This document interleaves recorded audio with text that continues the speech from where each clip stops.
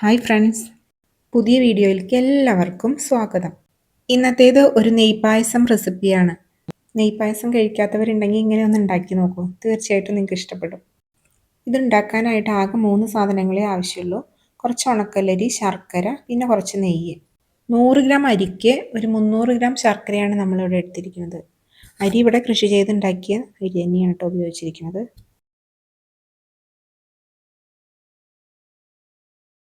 ഇവിടെ ഇപ്പോൾ ഉരുളി വെച്ചിട്ടാണ് നമ്മൾ പായസം ഉണ്ടാക്കുന്നത്. അടി കട്ടിയുള്ള ഏത് പാത്രം വേണമെങ്കിലും നമുക്ക് ഉപയോഗിക്കാം. കാരണം പായസം അടി പിടിക്കാതിരിക്കാൻ വേണ്ടിയിട്ടാണ് അങ്ങനെ ചെയ്യുന്നത്. ഏകദേശം ഒരു 100 ഗ്രാം അരിയാണ് നമ്മളിവിടെ എടുത്തിരിക്കുന്നത്.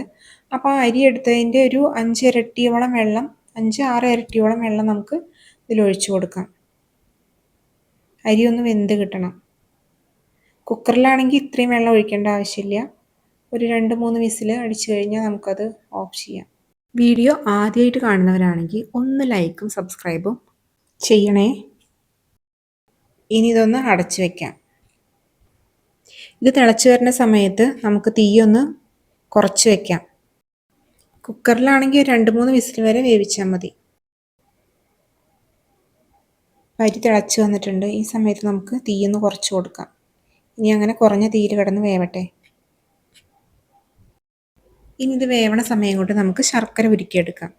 ഒരു പാത്രം അടുപ്പത്ത് വെച്ചിട്ട് ഒരു 5 ശർക്കര നമ്മളിതിൽ ഇട്ട് കൊടുത്തിട്ടുണ്ട്. ഏകദേശം ഒരു 300 ഗ്രാം. അതിലേക്ക് 1 ഗ്ലാസ് വെള്ളം ഒഴിച്ചിട്ട് ഇതൊന്ന് നന്നായി തിളപ്പിക്കാം. ഈ ശർക്കര ഒന്ന് ഉരുകി വരുന്നത് വരെ. ഇപ്പോൾ തിളച്ച് കഴിഞ്ഞൊരു 5 മിനിറ്റ് ആയിട്ടുണ്ട്. ഈ സമയത്ത് നമുക്കൊന്ന് തുറന്ന് നോക്കാം ശർക്കര നന്നായിട്ട് അലിഞ്ഞിട്ടുണ്ടോ എന്നുള്ളത്. നന്നായിട്ട് അലിഞ്ഞിട്ടില്ല. അപ്പോൾ ഒന്നുകൂടി അടച്ച് വെച്ചൊരു 5 മിനിറ്റ് കൂടി ഒന്നുകൂടി തിളപ്പിക്കാം. ഇപ്പോൾ നന്നായിട്ട് അലിഞ്ഞു വന്നിട്ടുണ്ട്. ഇപ്പോൾ അരി ഏകദേശം വെന്ത് കിട്ടിയിട്ടുണ്ട്. നല്ലോണം വെന്തുടയാൻ പാടില്ല, പക്ഷേ എന്നാൽ അത്യാവശ്യം വേവും വേണം. ഇനി ഇതിലേക്ക് ഉരുക്കി വെച്ച ശർക്കര നമുക്ക് ഒന്ന് അരിച്ചൊഴിക്കാം. ഈ വെള്ളം ഒന്ന് വറ്റി വരുന്നത് വരെ ഒന്ന് നന്നായി തിളപ്പിക്കണം. നന്നായിട്ടൊന്ന് ഇളക്കി കൊടുക്കാം.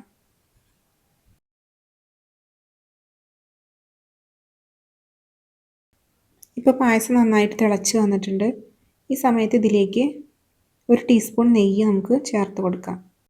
നന്നായി കിടന്ന് തിളയ്ക്കട്ടെ. ഇടയ്ക്കൊന്ന് ഇളക്കി കൊടുക്കുകയും വേണം, അല്ലെങ്കിൽ അടി പിടിക്കാനുള്ള സാധ്യത ഉണ്ട്.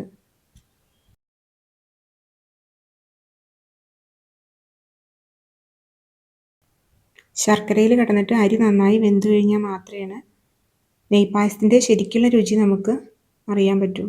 അപ്പോൾ അതിന് വേണ്ടി കുറച്ച് അധികം സമയം അത് നന്നായി തിളച്ച് വേവന്നെ വേണം. ഇപ്പോൾ കുറച്ചൊക്കെ വെള്ളം വറ്റി വന്നിട്ടുണ്ട്. ഈ സമയത്ത് കുറച്ച് നെയ്യ് കൂടി നമുക്കിതിലേക്ക് ചേർത്ത് കൊടുക്കാം. എന്നിട്ട് നന്നായിട്ടൊന്ന് ഇളക്കി കൊടുക്കാം.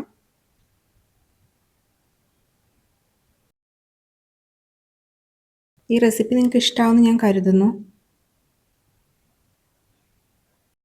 എന്തായാലും ഫീഡ്ബാക്ക് അറിയിക്കാൻ മറക്കല്ലേ. കമൻറ്റും ലൈക്കും ഒക്കെ ചെയ്തേക്കണേ. പായസത്തിന് അവസാനമായിട്ട് 2 ടീസ്പൂൺ നെയ്യ് കൂടി നമുക്ക് ചേർത്ത് കൊടുക്കണം. കാരണം അത് നെയ്യ് പായസമാണല്ലോ, അതുകൊണ്ട് കുറച്ചധികം നെയ്യ് ചേർക്കേണ്ടതായിട്ടുണ്ട്. ഇനി നന്നായിട്ടൊന്ന് ഇളക്കി കൊടുക്കാം. ഇപ്പോൾ വെള്ളമൊക്കെ ഒരുവിധം വറ്റി വന്നിട്ടുണ്ട്.